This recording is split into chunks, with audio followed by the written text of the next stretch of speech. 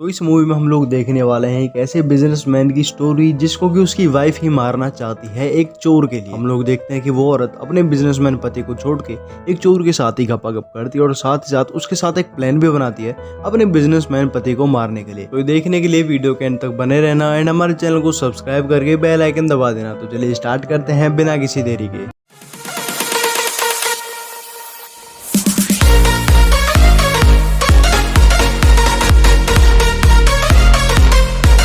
तो movie start होती है और हम लोग यहाँ पे एक कॉर्नर नाम के एक आदमी को देखते हैं जो कि रनिंग कर रहा होता है और रनिंग करते करते वो एक बीच पे पहुंच जाता है जहाँ पर उसकी मुलाकात मार्लिन नाम की एक खूबसूरत औरत से होती है जो बेसिकली एक बहुत ही बड़े बिजनेसमैन की वाइफ। हम लोग यहाँ पर देखते हैं इन दोनों की यहाँ पे मुलाकात होती है और ये दोनों आपस में बातचीत कर रहे होते हैं। बातों बातों में ही कॉर्नर यहाँ पर मैर्लिन को बताता है कि मैं एक सिटी लाइब्रेरी में काम किया करता हूँ। अब यहाँ पर हम देखते हैं कि अगले दिन कॉर्नर अपनी लाइब्रेरी में अपना वर्क कर ही रहा होता है।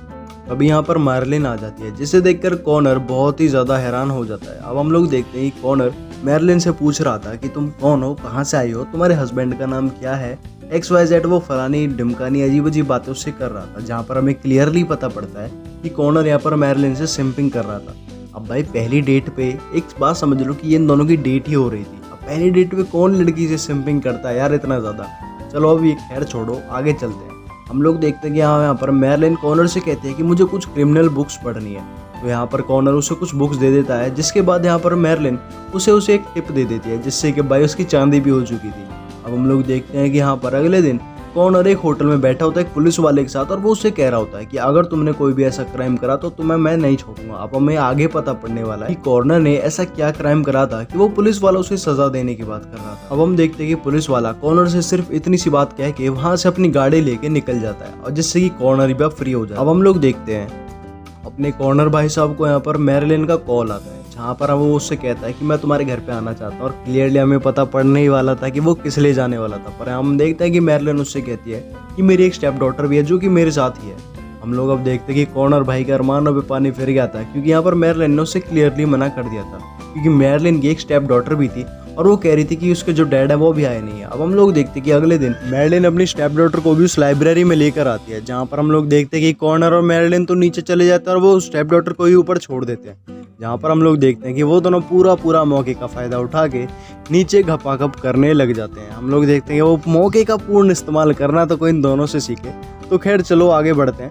अब हम लोग देखते हैं कि कॉर्नर ने पूरी रात भर धक्का-पेल किया तो वो बहुत ज़्यादा थका हुआ था। तो हम देखते हैं वो अपनी थकावट दूर करने के लिए एक बीच के पास एक पार्क है वहाँ पर जाता है जहाँ पर उसकी मुलाकात फिर से मैर्लिन से होती है। हम लोग यहाँ पर देखते हैं कि कॉर्नर उससे कहता है कि हम दोनों आपस में एक साथ अपना घर बसाएंगे और हम देखते हैं कि ये दोनों फिर से एक और बार जंगल में ही मंगल करना शुरू कर देते हैं और अपने दिन को रंगीन बना देते हैं। तो भाई अब गपागप करने के बाद यहाँ पर ये दोनों लेटे होते हैं और एक दूसरे से बातें कर रहे होते हैं। तो यहाँ पर कॉर्नर मैर्लिन से कहता है कि क्या तुम्हारे पति को तो हम दोनों के बारे में नहीं पता पड़ जाएगा।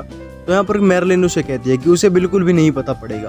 अब हम लोग देखते हैं कि कुछ दिन बीतते हैं और ये दोनों एक ट्रिप पर जाने की सोचते हैं जहाँ पर हम लोग देखते हैं कि ये दोनों उस कार में बैठते हैं और फिर से एक और बार कहते हैं कि क्या तुम्हारे पति को तो नहीं पता पड़ जाएगा।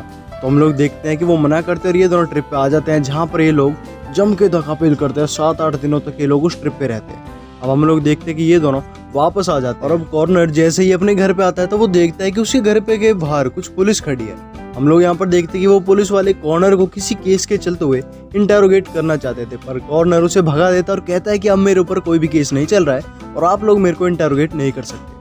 अब ये कहकर कॉर्नर वापस अपने घर के अंदर चला जाता है और हम लोग देखते हैं कि उसी रात को हम कॉर्नर को देखते हैं जो कि एक मास्क पहन के मैर्लिन के घर में घुस जाता है जहाँ पर हम देखते हैं कि उसका हस्बैंड एक कॉल पे बात कर रहा होता है जो कि वही बिजनेसमैन था। हम लोग देखते हैं कॉर्नर एक मास्क लगा के रखता है जिसे देखकर मैर्लिन का हस्बैंड डर जाता है और वो अपने रूम में चला जाता है जिसके पीछे पीछे कॉर्नर भी आ जाता है और इन दोनों के बीच में बहुत ही बुरी तरह से लड़ाई होती है। तो बेसिकली कॉर्नर यहाँ पे चोरी करना चाहता था पर यहाँ पर ये सब उसके लिए उल्टा पड़ गया था क्योंकि मैर्लिन के हस्बैंड ने उसके ऊपर बंदूक तान दी थी, पर पीछे से कोई और आके उसको मार देता है। जहाँ पर हमें पता पड़ता है जिसने उस आदमी को मारा उसका नाम जेरेड था जो कि खुद भी चोर था और यहाँ पर हमें पता पड़ता है कि वो कॉर्नर का एक पुराना दोस्त था। हम देखते हैं कि कॉर्नर अब उस पर भी गोली चला देता है। हम लोग देखते हैं कॉर्नर को जो कि वापस अपने घर पे आ जाता है जिसको कि मैर्लिन का कॉल आता है।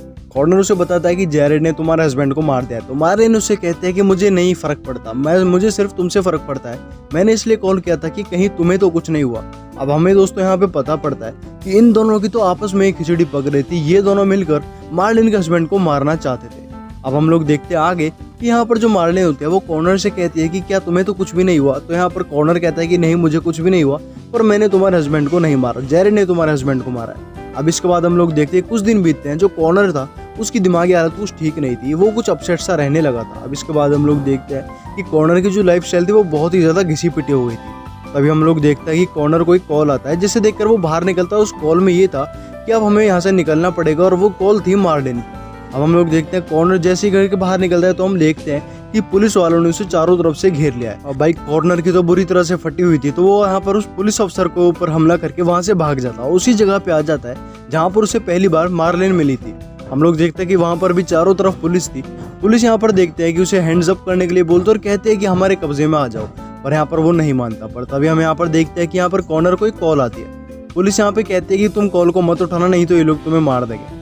पर हम देखते हैं कि जो कॉर्नर होता है उसका दिमाग एकदम पागल हो चुका था। वो चाहता था कि किसी तरह से उसे बचा लिया जाए, तो कॉर्नर उस कॉल को उठाने की कोशिश करता है। पर हम देखते हैं कि जैसे ही वो उस फोन को पिक करता है, यहाँ पे एक पुलिस वाला उसको एक गोली से मार देता है। हम देखते हैं कि वो दूसरी बार जब अपने फोन को उठाने की कोशिश करता है तो पुलिस वाला दूसरी बार भी उसे मार देता है।